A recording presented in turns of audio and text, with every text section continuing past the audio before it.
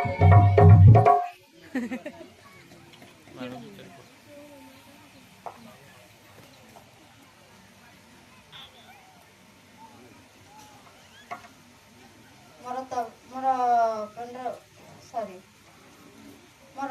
सम्मान्य आज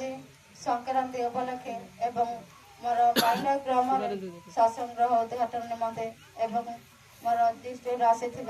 मोर एक्स जिला परिषद सर जगन सर एवं आमर रामगिरी जोन जिला परिषद सर जोन 12 एवं आम उदयगिरी जिला परिषद मैडम जोन 11 एवं आम आरदेवी ब्लॉक चेयरमैन सर एवं आम वार्ड सभ्य तब्बर सिंह एवं समस्त सबर समाज कल्याण समितिर एवं ज्येष्ठ वरिष्ठ एवं गुरुजन माने एवं मो सामने उपस्थित मोर माँ मौसी माने समस्त मोर